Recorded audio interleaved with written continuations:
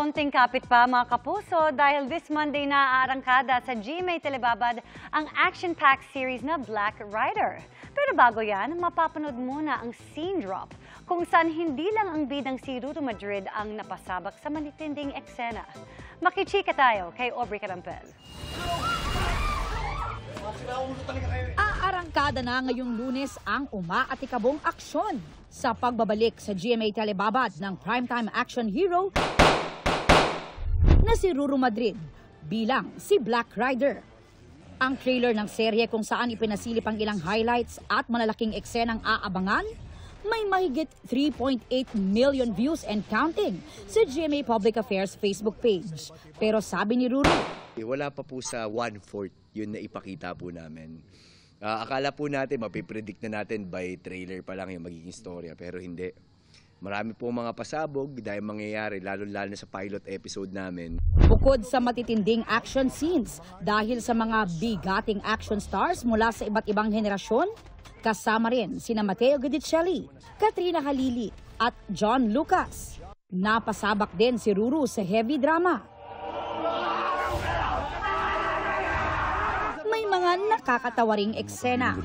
Napaka-formal mo naman. Nako, maporma talaga yan. At kilig scenes din, courtesy of not just one, but two leading ladies ni Ruru na sina Kylie Padilla. Huwag mo na ulitin, hindi ka nakakahalap. Hindi na po mauulit, Commander. At Yasi Pressman. Sa lahat ng nanakaw mo, nanay ko pa. Saan pupunta? Bitawan mo ko! Hindi kita sasaktan. Nakahanda po kami para po din sa expectations na yun. Medyo may pressure din sa part ko dahil of course gusto namin maging successful to kagaya po ng success ng Lolong. Good news naman sa fans ni Ruru at Kylie mula sa Encantadia 2016. Ang fight sinilang ito bilang sina Amihan at Ibrahim, may bagong pasilip sa scene drop na ito, kung saan very obvious pa rin ang chemistry ng dalawa. Please! Huwag ka na tumulong. Kaya ko na to. Kaya mo yan, nabugbog ka na eh. Hindi.